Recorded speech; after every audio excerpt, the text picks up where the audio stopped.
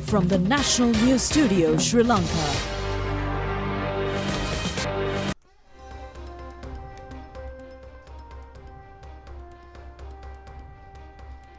வணக்கம். இலங்கையில் அதிக விருதுகளை வென்ற முன்னோடி அலைவரிசையான தேசிய தொலைக்காட்சியின் பிரதான செய்திகளோடு இணைந்திருக்கிறீர்கள். உங்களோடு இணைந்திருக்கின்றார் நான் நாகரத்னம் தீபதர்ஷினி. நான் இர்ஷாதே காதர். முதலில் தலைப்புச் செய்திகள்.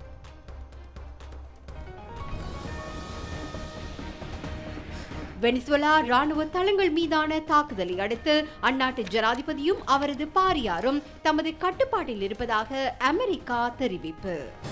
துருது பௌர்ணமி தினத்தை முன்னிட்டு பிகாரைகளில் விசேட நிகழ்வுகள். இன்றிரவும் நாளை இரவும் வானத்தில் பிரதான விண்கல் பொழிவை காண முடியும் என்று ஆர்தர் சி கிளார்க் நிறுவக தலைவர் அறிவிப்பு.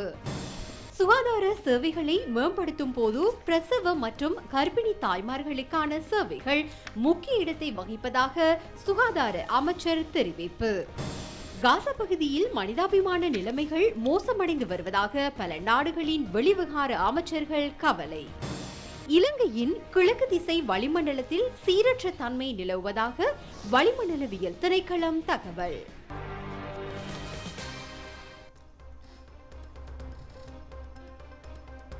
அவை தலைப்புச் செய்திகள். இனி விரிவான செய்திகளை பார்ப்போம். சாசன வரலாற்றில் பல்வேறு முக்கியமான நிகழ்வுகளுக்கு மூல காரணமாக அமைந்த துருது பௌர்ணமி தினம் இன்றாகும். அதன் நிமித்தம் நாடு பூராவிலும் விகாரிகளில் பல்வேறு சமய நிகழ்வுகள் ஏற்பாடு செய்யப்பட்டுள்ளன.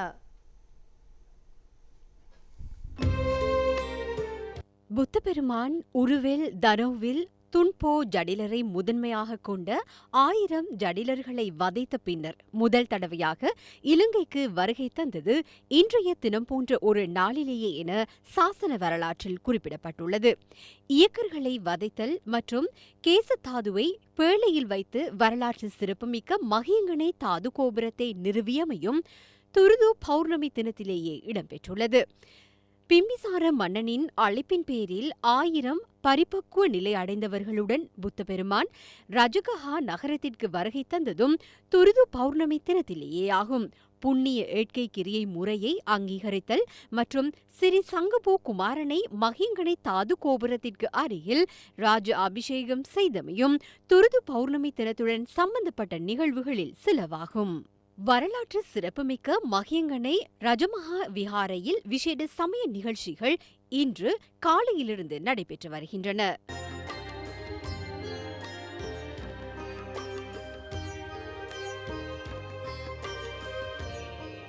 அனுராதபுரம் ஜெயஸ்ரீ மகாபோதியை வணங்குவதற்காகவும் இன்று காலையிலிருந்து பெருந்தொகையான பக்தர்கள் வருகை தந்து கொண்டிருக்கின்றார்கள்.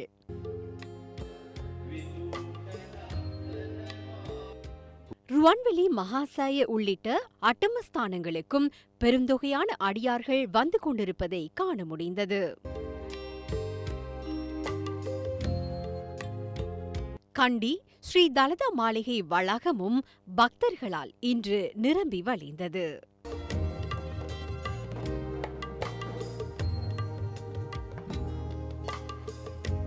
இலங்கை ரூபவாகினி கூட்டுத்தாபனம் துருது பௌர்ணமி தின சதர்ம வர்ஷா சமய நிகழ்ச்சியை இன்றைய நாள் பூராவிலும் குளியாப்பிட்டிய தியகலமுள்ள ஸ்ரீபதி பிரிவினா மகா விஹாரையிலிருந்து நேரடியாக ஒளிபரப்புகின்றது. அதன் விஹாராதிபதி ஸ்ரீலங்கா ராமஞ மகா நிகாயவின் பிரதம பதிவாளர் கலை முதுமானி சங்கைக்குரிய அத்தன்கனே சாசனரத்ன தேரரின் ஆலோசனையின் பிரகாரமே சமய நிகழ்ச்சிகள் அனைத்தும் ஏற்பாடு செய்யப்பட்டுள்ளன. தர்ம பேருரைகள், தர்ம உரையாடல்கள், புத்த பூஜைகள், சமுதாய நட்பணிகள் உள்ளிட்ட பல்வேறு நிகழ்ச்சிகள் அதில் உள்ளடங்குகின்றன.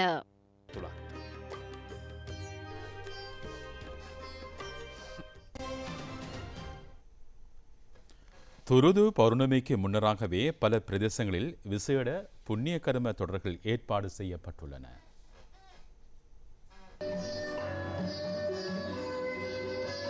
இறைச்சிக்காக ஒதுக்கப்பட்டிருந்த கால்நடைகளை விடுவிப்பதற்கான புண்ணிய கர்மம் அண்மையில் 34வது தடவையாகவும் தெஹிவலை கல்கிச இளைஞர் பௌத்த சங்க வளாகத்தில் இடம்பெற்றது. தெஹிவலை கல்கிச இளைஞர் சங்கமே அதனை ஏற்பாடு செய்திருந்தது. தொலைதூர பிரதேசங்களில் வசிக்கின்ற பால் பண்ணை விவசாயிகளை தெரிவு செய்து அவர்களிடம் இந்த பாட்பசுக்கள் ஒப்படைக்கப்பட்டன.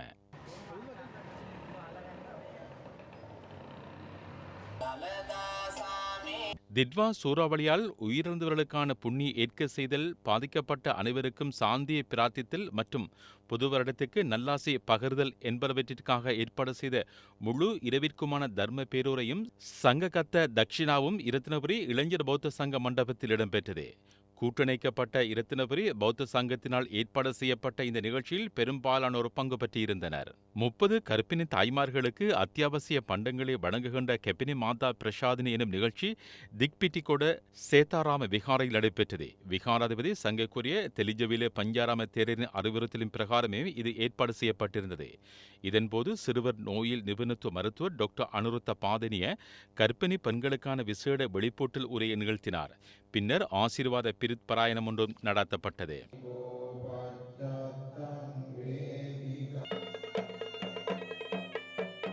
இலங்கை வாழ் மக்களுக்கு நல்லாசி பிரார்த்தித்து கவிதைசார் தர்ம பேருரை ஒன்றும் பரித்ராரண தர்ம பேருரை ஒன்றும் அண்மையில் மெதகங்கொட புத்திர சிலை கருவில் நடைபெற்றது.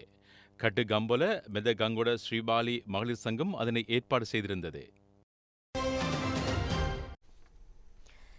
ஏனைய பௌர்ணமி தினங்களை விட இன்றிரவு சந்திரன் 130% பிரகாசத்துடன் புலப்படுவதோடு இன்றும் நாளையும் இரவு வானத்தில் பிரதான விண்கல் பொழிவுகளில் ஒன்றை காண முடியும் என நவீன தொழில்நுட்பம் பற்றிய ஆர்தர் சி கிளார்க் நிறுவனத்தின் தலைவர் பேராசிரியர் சந்தன ஜெயரத்ன தெரிவித்துள்ளார். அதிகாலை 4 மணிக்கும் 6 மணிக்கும் இடையிலான காலப்பகுதியில் கிழக்கு வானத்தில் இந்த விண்கல் பொழிவினை காண முடியும் என அவர் சுட்டிக்காட்டியுள்ளார். ஆர்தர் சி கிளார்க் நிறுவனத்தின் தலைவர் சந்தன ஜெயரத்ன கருத்து வெளியிடுகையில், ஒரு வானிலையாளர் என்ற வகையில் 2026ஆம் ஆண்டின் சில முக்கிய நிகழ்வுகள் இடம்பெற உள்ளன என்பதை குறிப்பிட விரும்புகின்றேன்.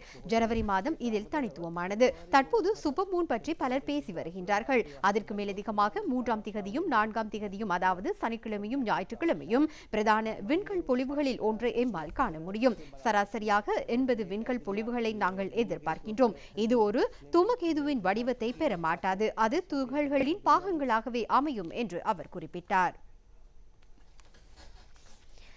அமெரிக்க ஜனாதிபதி டொனால்ட் ட்ரம்ப் வெனிசுவேலாவின் பிரதான நகரில் உள்ள ராணுவ தளங்கள் மீது தாக்குதல்களை மேற்கொள்ளுமாறு உத்தரவிட்டுள்ளார். இந்த தாக்குதல்களினால் தலைநகரை சுற்றியுள்ள பல பகுதிகளில் வெடிப்பு சம்பவங்கள் இடம்பெற்றதாக சர்வதேச ஊடகங்கள் செய்தி வெளியிட்டுள்ளன.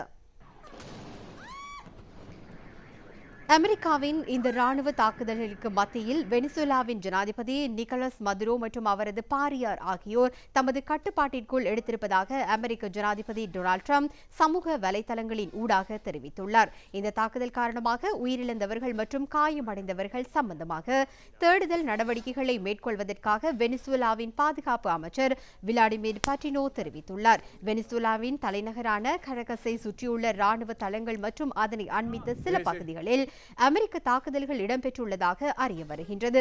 இந்த தாக்குதல் சம்பந்தமாக வெனிசுவேலா அரசு தமது கடும் அதிருப்தியை தெரிவித்துள்ளது. இந்த தாக்குதலுக்கு முன்னர் வெனிசுவேலா ஜனாதிபதி அவசரகால நிலையை பிறப்பித்திருந்தார். அமெரிக்க ஜனாதிபதி டொனால்ட் ட்ரம்பின் உத்தரவிற்கு அமைய அவரது நேரடி கண்காணிப்பில் உள்ள டெல்டா போர்ஸ் படையணி வெனிசுவேலா நாட்டின் ஜனாதிபதி நிக்கோலஸ் மதுரோவையும் அவரது பாரியாரையும் கைது செய்து அமெரிக்காவிற்கு கொண்டு சென்றுள்ளது. இவர்கள் இருவரும் தமது கட்டுப்பாட்டில் இருப்பதாக அமெரிக்க ஜனாதிபதி தெரிவித்துள்ளார். இதேவேளை கருத்து வெளியிட்டுள்ள வெனிசுவேலாவின் உப ஜனாதிபதி டெல்சி ராட்ரிக்ஸ் தகவல் தருகையில், ஜனாதிபதி மதுரோவும் அவரது பாரியாரும் எங்கிருக்கிறார்கள் என்பது குறித்து எதுவும் தெரியாது என்று குறிப்பிட்டுள்ளார். அமெரிக்காவின் இவ்வாறான ஆக்கிரமிப்பு கொள்கைக்கு எதிராக லத்தீன் அமெரிக்க நாடுகள் உள்ளடங்கலான ஒருங்கிணைந்த முன்னணியொன்றை அமைக்க வேண்டும் என வெனிசுவேலாவின் பாதுகாப்பு அமைச்சர் விளாடிமிர் பட்டினோ தெரிவித்துள்ளார். அமெரிக்க ராஜாங்க செயலாளர் மார்க்கோ ரூபியோவும் வெனிசுவேலா ஜனாதிபதி நிக்கோலஸ் மதுரோ மற்றும் அவரது பாரியாரும் தமது பொறுப்பில் இருப்பதாக உறுதிப்படுத்தியுள்ளார். வெனிசுவேலா மீது மீண்டும் தாக்குதலை நடத்துவதற்கான அவசியம் இல்லை எனவும் அமெரிக்க ராஜாங்க செயலாளர் சர்வதேச ஊடகங்களுக்கு தெரிவித்துள்ளார். அமெரிக்காவின் இந்த தாக்குதலால் வெனிசுவேலாவிலிருந்து பெருமளவு அகதிகள் வரக்கூடும் என்ற அடிப்படையில் தாம் விசேட ஏற்பாடுகளை செய்திருப்பதாக கொலம்பியா அறிவித்துள்ளது. இந்த தாக்குதல்கள் மற்றும் நிக்கோலஸ் மதுரோ கைது செய்யப்பட்டதை தொடர்ந்து வெனிசுவேலாவில் பதற்றமான நிலை ஏற்பட்டுள்ளது. வெனிசுலா மீதான அமெரிக்காவின் நடவடிக்கையை அடுத்து அந்நாட்டில் ஏற்பட்டுள்ள அரசியல் நெருக்கடிகளுக்கு தீர்வு காண்பது தொடர்பாகவும் கலந்துரையாடப்பட்டுள்ளது. வெனிசுலாவின் தலைமையகத்திற்கு அந்நாட்டின் உப ஜனாதிபதி டெல்சி ரோட்ரிக்ஸ் மற்றும் உள்விவகார அமைச்சர் கபனோக் உட்பட பாதுகாப்பு அமைச்சர் விளாடிமிர் பட்டினோ ஆகியோர் இந்த பதவிகளுக்கு பொருத்தமானவர்கள் என்றும் கருத்துக்கள் தெரிவிக்கப்பட்டுள்ளன.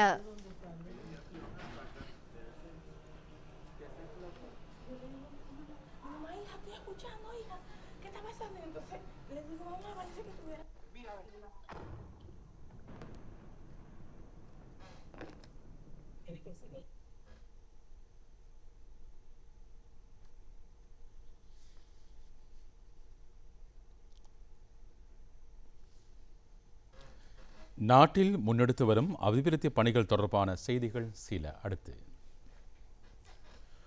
போக்குவரத்து நெடுஞ்சாலைகள் மற்றும் நகர அபிவிருத்தி அமைச்சு அமலாக்கி வருகின்ற கிராமிய வீதிகளை அபிவிருத்தி செய்கின்ற நிகழ்ச்சி திட்டங்களின் கீழ் 76 வீதிகளில் அபிவிருத்தி பணிகள் அமலாக்கப்பட்டுள்ளன. 527 கோடி ரூபாய்க்கு மேற்பட்ட பணத்தொகை இதற்காக ஒதுக்கப்பட்டுள்ளதோடு 2026ஆம் ஆண்டின் ஜனவரி 1ஆம் தேதி ஆரம்பிக்கப்பட்ட இந்த நிகழ்ச்சி திட்டம் நாடு பூராகவும் அமலாக்கப்பட்டு வருகின்றது.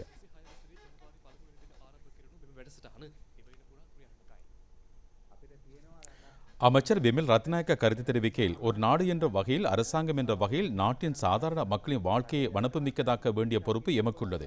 ஒரு சிலர் ஏற்கனவே அழகான வாழ்க்கையை அனுபவித்து வருகின்றனர். பெரும்பான்மையோனோர் செல்வந்தர்களும் அல்ல. அவர்களுக்கு அழகான வாழ்க்கையும் கிடையாது. பிள்ளைகளுக்கு தொழிலின்மையால் பாதிக்கப்பட்டுள்ளார்கள். பிள்ளைகளுக்கு நல்ல பாடசாலைகள் இல்லாமையால் அல்லல்படுகின்றார்கள். ஒரு சில வீடுகளில் குடிப்பழக்கம் காரணமாக பாதிக்கப்பட்டுள்ளார்கள். சில வீடுகளில் சிறுவர்கள் போதைப் பொருட்களுக்கு அடிமையாகியுள்ளார்கள். பயணிக்க பஸ் இல்லாமல் தவிக்கின்றார்கள். மனைசார் வன்செயல்கள் மலிந்து காணப்படுகின்றன. எனவே வாழ்க்கை வனப்பெற்றதாக அமைய பல்வேறு காரணங்கள் இருக்கின்றன. எனவேதான் நாங்கள் அரசாங்க அதிகாரத்தை எடுத்து இலங்கை வரலாற்றில் முதல் தடவையாக எமது நாட்டில் இயற்கை அனர்த்தத்தினால் நிற்கதியுற்ற மக்களுக்காக இத்தகைய விரிவான வேலை திட்டத்தை அமலாக்கி வருகின்றோம்.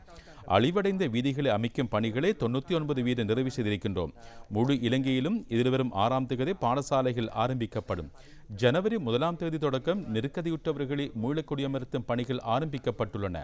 சதா காலமும் முகாம்களில் இருக்க முடியாதல்லவா? முதலில் 3 மாதங்களுக்குள் வீடுகளை அமைத்திடுவோம் என கூறியிருந்தோம். 3 மாதங்களுக்குள் வீடுகளை அமைத்து முடிக்க முடியாது. அப்படியானால் காலத்தை நீடிக்க வேண்டும். எப்படியாவது ஒரு வருடத்துக்குள் இவ்வீடுகளை அமைத்து கொடுக்க வேண்டும் என்று தெரிவித்தார். திருகோணமலை மாவட்டத்தின் வீதி புனரமைப்புக்காக 250 மில்லியன் ரூபாய் ஒதுக்கப்பட்டுள்ளது. புகுமுக வழிகள், பாலங்கள் என்பவற்றை நிர்மாணித்து உள்ளிட்ட பல கருத்திட்டங்கள் அமலாக்கப்பட உள்ளன. பேருவலை பிரதேச செயலாளர் பிரிவில் கனே அரம்ப வீதியின் 1.5 கிலோமீட்டருக்கு கிட்டிய பகுதி காபல் இடப்பட்டு அபிவிருத்தி செய்யப்படுகின்றது. நிர்மாணிப்புகள் நேற்று ஆரம்பிக்கப்பட்டதோடு அதற்காக ஒதுக்கப்பட்டுள்ள பணத்தொகை 3,74 லட்சம் ரூபாயாகும். இத்தருணத்தில் சந்தை மெஹட்டியாராச்சி, தனுஷ்கா ரங்கநாத் ஆகிய பாராளுமன்ற உறுப்பினர் உள்ளிட்ட குழுவினர் பங்கேற்றிருந்தார்கள். பேரனர்த்தங்களால் சேதமடைந்த மற்றும் இடைத்தங்கல் முகாம்களாக பயன்படுத்தப்பட்ட பாடசாலைகளை துப்புரவு செய்யும் பணிகள் இன்று முன்னெடுக்கப்பட்டன.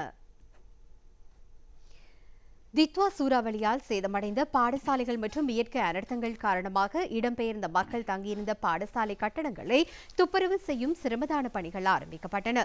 இயற்கை அனர்த்தம் காரணமாக நுவரெலியா மாவட்டத்தில் 85 பாடசாலைகள் சேதமடைந்திருந்தன. மேலும் பல பாடசாலைகள் இடைத்தங்கல் முகாம்களாக பயன்படுத்தப்பட்டன. இதன்போது கொத்மலே ஏவல்டன் தமிழ் மகா வித்தியாலயத்திற்கு செல்லும் பாதை முழுமையாக சேதமடைந்துள்ளதுடன் நுவரெலியா மாவட்ட பாராளுமன்ற உறுப்பினர் மஞ்சுள சுரவீர ஆராய்ச்சி ஆகியோர் கல்லூரியை சுத்தம் செய்யும் பணிகளை பார்வையிட்டதுடன் அதற்கான உதவிகளையும் வழங்கினார்கள். ஜனாதிபதி செயலகத்தின் வழிகாட்டலில் கிளீன் ஸ்ரீலங்கா நிகழ்ச்சி திட்டத்துக்கு கண்டாவளை பிரதேச செயலர் பிரிவில் 2வது நடமாடும் சேவை இடம்பெற்றது. நேற்று காலை 8:30க்கு கல்லாறு தமிழ் வித்தியாலயத்தில் இந்த நடமாடும் சேவை ஆரம்பமானது. இது வடமாகாண ஆளுநர் நாகலிங்க வேதநாயகன் மற்றும் கடற்றொழில் அமைச்சர் ராமலிங்கம் சந்திரசேகர், அரசாங்க அதிபர் எஸ் முரளிதரன், கண்டாவளை பிரதேச செயலாளர் டி பிருந்தாகரன் ஆகியோரும் பங்கேற்புடன் இடம்பெற்றது. நடமாடும் சேவையின் போது மக்களின் பல்வேறு பிரச்சினைகளுக்கு அதே இடத்தில் தீர்வுகள் வழங்கப்பட்டன. மக்களுக்கான உதவி திட்டங்களும் இங்கு ஆரம்பிக்கப்பட்டன. பிறப்பு, இறப்பு, திருமண சான்றிதழ்கள், தேசிய அடையாள அட்டைகள் போன்றவற்றுக்கும் இந்த சேவையின் போது பல்வேறு தீர்வுகள் வழங்கப்பட்டன.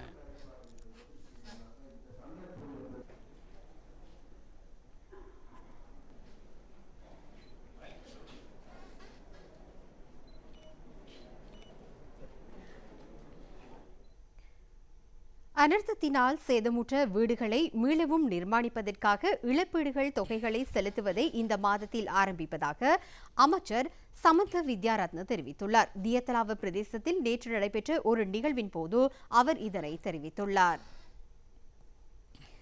ஊவா மாகாணத்தின் கஹகொள்ள மாகாண இயந்திரவியல் திணைக்களத்தின் புதிய அலுவல்கள் நேற்று அமைச்சர் சமந்த வித்யாரத்னவின் தலைமையில் அங்குரார்ப்பணம் செய்யப்பட்டது. அந்த நிறுவனத்திற்கு 8 கோடி ரூபாய் பெறுமதியான பெக்கோ பொறிகளை வழங்குதலும் இதன்போது மேற்கொள்ளப்பட்டது. அதன் மூலமாக மாகாண இயந்திர உபகரண பிரிவினை மிகுந்த வினைத்துறனுடன் பேணி வர எதிர்பார்க்கப்படுகின்றது. ஊவா மாகாண ஆளுநர் கபில ஜெயசேகர உள்ளிட்ட குழுவினர் இந்த தருணத்தில் பங்கேற்றிருந்தனர். அமைச்சர் சமந்த வித்யாரத்ன கருத்து வெளியிடும் போது, எமது வாழ்நாளில் நாங்கள் எதிர்நோக்கிய பாரிய அனர்த்தம் இதுவாகும். மிகவும் குறுகிய காலத்தில் இந்த பேரழிவினை கணிசமான அளவில் முகாமை செய்ய இயலுமாயிற்று. பொதுமக்களும் குறிப்பாக அரசு பொறியமைப்பும் கூட்டாக செயலாற்றியமையே இதற்கான காரணமாகும். ஐக்கிய நாடுகள் ஸ்தாபனத்தின் இலங்கை பிரதிநிதி அண்மையில் இது தலைசிறந்த முகாமைத்துவம் என்று குறிப்பிட்டார். அவர்கள் நாட்டில் இவ்வாறான ஒன்று இடம்பெற்றால் கூட்டான செயற்பாட்டினை எதிர்பார்க்க முடியாது என்று குறிப்பிட்டார். அவர் நடப்பு நிலைமையை சரியாக மதிப்பீடு செய்துள்ளார். ஜனவரி மாதத்தில் வீடுகளை முழுமையாக இழந்தவர்களுக்கு 50 லட்சம் ரூபாய் வழங்குவதுடன் முதலாவது கட்டத்தை இப்போது ஆரம்பிக்க உள்ளோம். பகுதி அளவில் சேதமடைந்த வீடுகளுக்காக முதலாவது கட்டத்தில் 5 லட்சம் ரூபாவை வழங்குவதையும் ஜனவரி மாதத்தில் ஆரம்பிக்க உள்ளோம் என்று தெரிவித்துள்ளார்.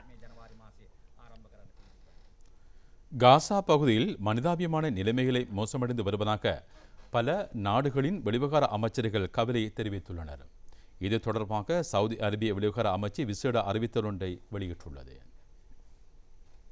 சவுதி அரேபியா, ஜோர்தான், ஐக்கிய அரபு எமிரேட்ஸ், இந்தோனேஷியா, பாகிஸ்தான், துருக்கி, கட்டார் மற்றும் எகிப்து ஆகிய நாடுகளின் வெளிநாட்டு அலுவல்கள் அமைச்சர்கள் காசா பகுதியில் மனிதாபிமான நிலைமைகள் தொடர்ந்தும் மோசமடைந்து வருகின்றமை குறித்து தமது கவலையை வெளியிட்டுள்ளனர். இது தொடர்பில் சவுதி அரேபியாவின் வெளிவிவகார அமைச்சு விடுத்துள்ள அறிக்கையில், கடுமையான மழை மற்றும் புயல் கொண்ட சீரற்ற காலநிலை காரணமாகவும் போதிய மனிதாபிமான அணுகல் இல்லாமையாலும் அத்தியாவசிய உயிர் பாதுகாப்பு பொருட்களின் பற்றாக்குறை ஏற்பட்டுள்ளதாகவும் அடிப்படை சேவைகளை மீளமைப்பதற்கு தற்காலிக தங்குமிடங்களை அமைப்பதற்கும் தேவையான பொருட்களின் வரவு அசமந்த போக்கில் காணப்படுகின்றமையால் இந்த நிலைமை மேலும் மோசமடைந்துள்ளதாக அவர்கள் கவலை வெளியிட்டுள்ளதாக இவ்வறிக்கையில் சுட்டிக்காட்டப்பட்டுள்ளது. மேலும் அனர்த்த நிலைமையினால் 1.9 மில்லியன் பாலஸ்தீன மக்கள் இடம்பெயர்ந்துள்ளதாகவும் இடம்பெயர்ந்த குடும்பங்கள் பொருத்தமற்ற வதிவிடங்களில் தங்கியிருப்பதாக இந்நாடுகளின் வெளிவிவகார அமைச்சர்கள் சுட்டிக்காட்டியுள்ளதாக இந்த அறிக்கையில் எடுத்துக்காட்டப்பட்டுள்ளது. அதிக குளிர் காலநிலையும் போஷாக்கு பற்றாக்குறை காரணமாக அங்குள்ள மக்கள் கடுமையாக பாதிக்கப்பட்டுள்ளனர். குறிப்பாக சிறுவர்கள், பெண்கள், முதியோர்கள் மருத்துவ ரீதியான பாதிப்பிற்கு உள்ளாகக்கூடிய நிலைமை காணப்படுகின்றது. இப்பிரதேச மக்களுக்கு மனிதாபிமான உதவிகளை வழங்கி வரும் ஐக்கிய நாடுகள் சபை மற்றும் முகவர்கள் அரசு சார்பற்ற நிறுவனங்களுக்கு தமது நன்றியை தெரிவித்துக் கொள்வதாக குறித்த நாடுகளின் வெளிவிவகார அமைச்சர்கள் தெரிவித்துள்ளனர். மேலும் இந்த செயல்பாடுகளை தொடர்ந்தும் முன்னெடுப்பதற்கு இஸ்ரேல் ஒத்துழைக்க வேண்டும் எனவும் வெளிவிவகார அமைச்சர்கள் கேட்டுக் கொண்டுள்ளனர்.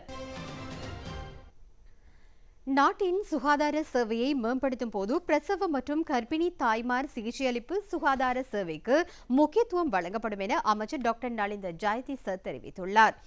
இலங்கை பிரசவ மற்றும் கர்ப்பிணி தாய்மார் சிகிச்சையளிப்பு சங்கத்தின் விசேட நிகழ்வொன்றில் கலந்து கொண்டு உரையாற்றுகையிலேயே அமைச்சர் இவ்வாறு தெரிவித்துள்ளார். இலங்கை பிரசவ மற்றும் கர்ப்பிணி தாய்மார்கள் சிகிச்சையளிப்பு சங்கத்தின் தலைவராக பேராசிரியர் திருமதி ருவாந்தி பெரேரா நியமிக்கப்பட்டதை முன்னிட்டு இதற்கான வைபவம் ஒழுங்கு செய்யப்பட்டிருந்தது. நாடு முழுவதிலும் உள்ள பிரசவ மற்றும் கர்ப்பிணி தாய்மார் சிகிச்சையளிப்பிற்கான சுகாதார சேவைகளை மேம்படுத்துவதன் அவசியமும் இங்கு வலியுறுத்தப்பட்டது. தாய்மார் மற்றும் புதிதாக பிறக்கும் பிள்ளைகளின் ஆரோக்கியம், அதற்காக இலங்கை பிரசவ தாய்மார் சிகிச்சையளிப்பு சங்கத்தின் பங்களிப்பு என்பவற்றையும் அமைச்சர் இதன்போது பாராட்டினார். புதிய தலைமைத்துவத்தின் ஊடாக எதிர்காலத்தில் பல சவால்களை எதிர்கொண்டு அதனை வெற்றி பெறுவதற்கான திறமை சங்கத்திடம் இருப்பதாக அமைச்சர் குறிப்பிட்டார். சுகாதார அமைச்சினால் ஆரம்பிக்கப்பட்டுள்ள ஆரோக்கிய சிகிச்சை அளிப்பு நிலையத்தை மேம்படுத்துவதன் அவசியம் குறித்தும் கவனம் செலுத்தப்பட்டது. சுகாதார சேவைகள் பணிப்பாளர் நாயகம் டாக்டர் ஆசைல குணவர்தன உள்ளிட்ட பலரும் இங்கு பங்கேற்றிருந்தனர். அம்பத்தலை தொடக்கம் தெஹிவலை வரை நீரை கொண்டு செல்கின்ற பிரதான நீர் விநியோக குழாய் வழியில் திடீர் சீர்குலைவு இடம்பெற்றுள்ளது. அதனை இயல்பு நிலைக்கு கொண்டு வரும் வரை பல பிரதேசங்களுக்கு நீர் விநியோகம் இடைநிறுத்தப்பட்டுள்ளதாக நீர் வழங்கல் மற்றும் வடிகால் அமைப்பு சபை அறிவித்துள்ளது. இந்த திடீர் சீர்குலைவினால் மொரட்டுவை, ராதாவத்த, சொய்சாபுர, ரத்மலானை, கல்கிச, தெஹிவலை, வெள்ளவத்தை, பாமங்கடை, முல்லேரியா மற்றும் கொலனாவு ஆகிய பிரதேசங்களில் நீர் வளங்களுக்கு இடையூறு ஏற்பட்டுள்ளது. பத்தர்முல்லை பிரதேசத்திற்கான நீர்வளங்கள் குறைந்த அழுத்தத்துடன் அமலாக்கப்பட்டு வருகின்றது. இன்று நள்ளிரவிற்கு முன்னர் நீர் வளங்களை இயல்பு நிலைக்கு கொண்டுவர எதிர்பார்ப்பதாக நீர்வளங்கள் சபை தெரிவித்துள்ளது. இலங்கைக்கு கிழக்கு திசையில் கீழ்மட்ட வளிமண்டலத்தில் ஏற்பட்டுள்ள குழப்பத்தன்மை காரணமாக எதிர்வரும் நாட்களில் வடக்கு கிழக்கு மற்றும் ஊவா ஆகிய மாகாணங்களில் பெய்து வருகின்ற மழை தொடரும் என எதிர்பார்க்கப்படுகின்றது. இடியுடன் கூடிய மழையுடன் வீசக்கூடிய தற்காலிக கடும் காற்று மற்றும் மின்னல் காரணமாக ஏற்படக்கூடிய விபத்துகளை குறைத்துக் கொள்ள அவசியமான நடவடிக்கைகளை மேற்கொள்ள நடவடிக்கை எடுக்குமாறு வளிமண்டலவியல் திணைக்களம் மக்களிடம் கேட்டுக் கொண்டுள்ளது. கிழக்கு, மத்திய, வடமத்திய மற்றும் ஊவா ஆகிய மாகாணங்களிலும் ஹம்பாந்தோட்டை மாவட்டத்திலும் இடைக்கிடையே மழை பெய்யக்கூடும் என தெரிவிக்கப்படுகின்றது. கிழக்கு ஊவா ஆகிய மாகாணங்களிலும் மாத்தளை, நுவரெலியா மற்றும் பொலனறுவை ஆகிய மாவட்டங்களில் ஒரு சில இடங்களிலும் சுமார் 75 மில்லிமீட்டர் அளவான ஓரளவு கனமழை எதிர்பார்க்கப்படுகிறது. வடமாகாணத்திலும் இடைக்கிடையே மழை பெய்யக்கூடும். ஏனைய பிரதேசங்களில் பிற்பகல் 2 மணிக்கு பின்னர் ஆங்காங்கே மழை அல்லது இடியுடன் கூடிய மழை பெய்யக்கூடும் என வானிலை அறிவித்தலில் குறிப்பிடப்பட்டுள்ளது. நாட்டை சூழவுள்ள கடற்பிரதேசங்களில் கிழக்கு திசையில் காற்று வீசுவதுடன் காலியிலிருந்து கொழும்பு, புத்தளம், காங்கேசன்துறை, திருகோணமலை மற்றும் மட்டக்களப்பு ஊடாக ஹம்பாந்தோட்டை வரை கரையோரத்திற்கு அப்பாலுள்ள கடற்பிரதேசங்களில் காற்றின் வேகம் இடைக்கிடையே மணித்தியாலத்திற்கு 50 கிலோமீட்டர் அல்லது 55 கிலோமீட்டர் வரை உயரக்கூடும் எனவும் தெரிவிக்கப்பட்டுள்ளது. சர்வதேச மாற்றுத்திறனாளிகள் தினத்தை முன்னிட்டு கிழக்கு மாகாணத்தில் பல்வேறு நிகழ்வுகள் ஒழுங்கு செய்யப்பட்டிருந்தன. பிரதான நிகழ்வு காத்தாங்குடி இஸ்புல்லா மண்டபத்தில் கிழக்கு மாகாண ஆளுநர் பேராசிரியர் ஜெயந்தலால் ரத்னசேகர தலைமையில் இடம்பெற்றது. இந்த வைபவத்தில் மாற்றுத்திறனாளிகள் கௌரவிக்கப்பட்டதுடன் அவர்கள் மத்தியிலுள்ள தொழில் முயற்சியாளர்களும் பாராட்டப்பட்டனர். மாற்றுத்திறனாளிகள் அமைப்புகளில் அங்கம் வகிக்கும் மாற்றுத்திறனாளிகள் கலைஞர்களுக்கும் விருதுகள் வழங்கப்பட்டன. அதுபோன்று மாற்றுத்திறனாளிகளை பராமரிக்கும் இல்லங்களும் அவர்களின் சேவையை முன்னிட்டு பாராட்டு தெரிவிக்கப்பட்டது. கிழக்கு மாகாண சமூக சேவைகள் திணைக்கள பணிப்பாளர் இளங்குமுதன் தலைமையில் நிகழ்வுகள் இடம்பெற்றன. பாராளுமன்ற உறுப்பினர் கந்தசாமி பிரபு உட்பட அரசியல் பிரமுகர்கள் மற்றும் காத்தாங்குடி பிரதேச செயலாளர் நிகாரா மௌஜூத் உட்பட அரச உயர் அதிகாரிகளும் இதில் கலந்து கொண்டனர்.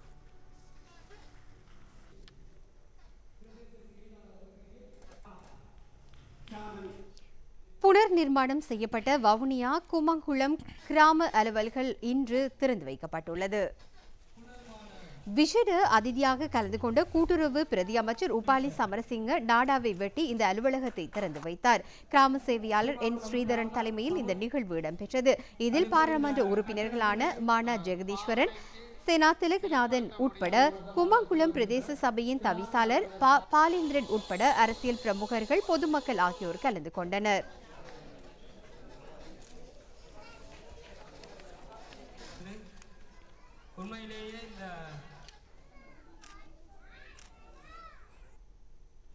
தொடர்வன மேலும் சில உள்நாட்டு செய்திகள். தித்வா சூறாவளியால் பாதிக்கப்பட்ட கம்பொல பிரதேசத்தில் 200 சிறுவர்களுக்கு பாடசாலை உபகரணங்கள், ஆடை அணிகலன்கள் மற்றும் பாதணிகளை கொள்வனவு செய்வதற்கான நேற்று பண வவுச்சர்கள் வழங்கப்பட்டன. சீனா வங்கி, சீனா இலங்கை கலாசார நிலையம், சீன தூதரகம் மற்றும் கண்டி சந்தானந்த பௌத்த கல்லூரி என்பவை கூட்டாகவே இதனை ஏற்பாடு செய்திருந்தது.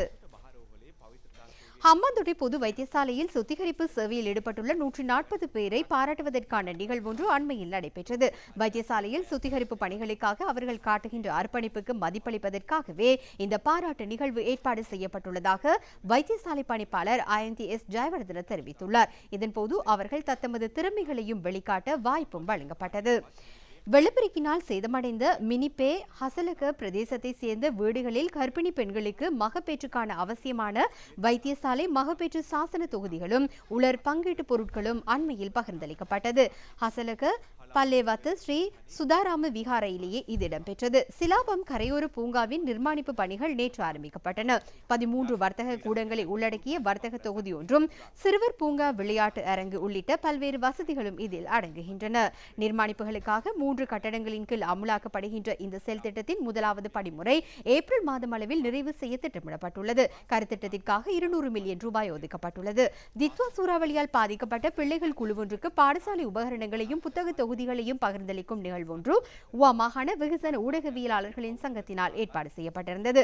குறைந்த வருமானம் பெறுகின்ற குடும்பங்களிலிருந்து தெரிவு செய்யப்பட்ட சுமார் 300 மாணவ மாணவியருக்கு இவை வழங்கப்பட்டதோடு இதற்கான நிதி அனுசரணையை ஆஸ்திரேலியாவில் வசிக்கின்ற தனவந்தர் ஒருவரை வழங்கியிருந்தார். சூறாவளியால் புலனறுவை மாவட்டத்தில் பாதிக்கப்பட்டிருந்த 21 முன்பள்ளி மற்றும் 91 பாடசாலைகளின் பிள்ளைகளுக்காக கல்வி உபகரணங்களை வழங்குகின்ற நிகழ்ச்சி ஒன்று புலனறுவை விஜயபுர மகா வித்தியாலயத்தில் இடம்பெற்றிருந்தது. நீங்கள் இணைந்திருப்பது தேசிய தொலைக்காட்சியின் பிரதான தமிழ் செய்தி அறிக்கையோடு. வர்த்தக விளம்பர இடைவெளியை தொடர்ந்து வெளிநாட்டு மற்றும் விளையாட்டு செய்திகளை எதிர்பார்க்கிறோம்.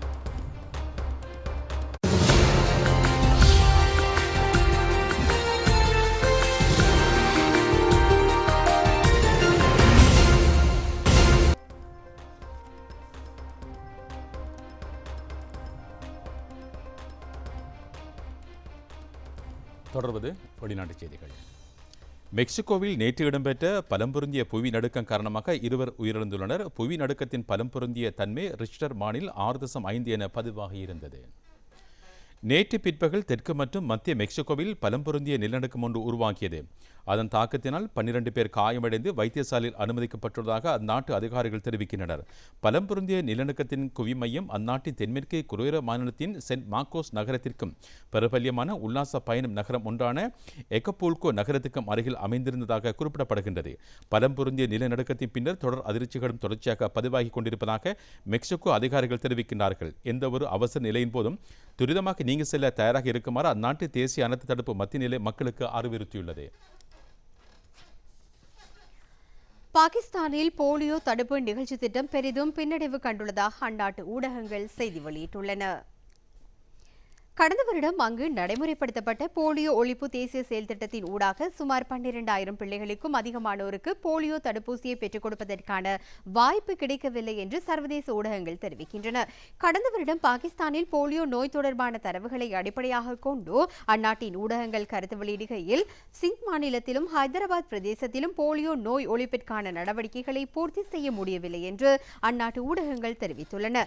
கவனையினம் காரணமாக போலியோ தடுப்பூசியை பெற்றுக்கொள்வதில் பெரும் பின்னடைவு ஏற்பட்டுள்ளதாகவும் அந்நாட்டு சுகாதார தரப்பினர் அறிவித்துள்ளனர். சுகாதார திணைக்கள அதிகாரிகளின் அக்கறையின்மையும் இதற்கான காரணமாக அமைந்திருப்பதாக தெரிவிக்கப்படுகிறது.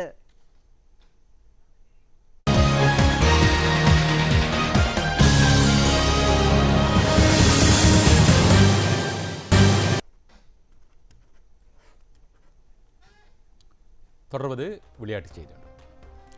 ஆசிய தங்கப்பதக்கம் பெற்ற வீராங்கனை தனுஷி கருணாரத்ன உட்பட விளையாட்டு வீரர்கள் பலருக்கும் பயிற்சி அளித்த மெய் வல்லுநர் போட்டிகளுக்கான பயிற்றுவிப்பாளர் சுசந்த பெர்னாண்டோ தனது பதவியிலிருந்து ஓய்வு பெற்றார்.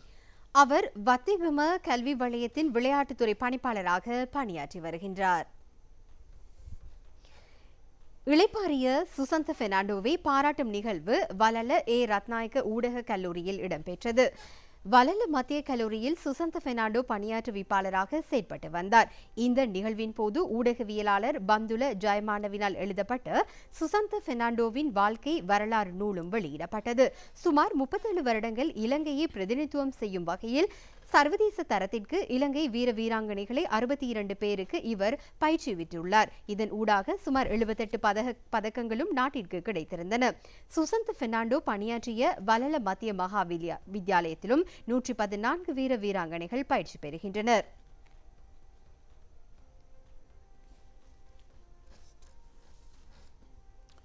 இத்துடன் தேசிய தொலைக்காட்சியின் பிரதான செய்தி அறிக்கை நிறைவு பெறுகிறது. எமது அடுத்த பிரதான செய்தி அறிக்கை நாளை இரவு 7 மணிக்கு ஒளிபரப்பாகும். எமது செய்தி அறிக்கையை நேத்ரா டிவி யூடியூப் தளம் மூலமாகவும் ரூபவாகினி தமிழ் நியூஸ் ஃபேஸ்புக் மூலமாகவும் பார்வையிடலாம். வணக்கம்.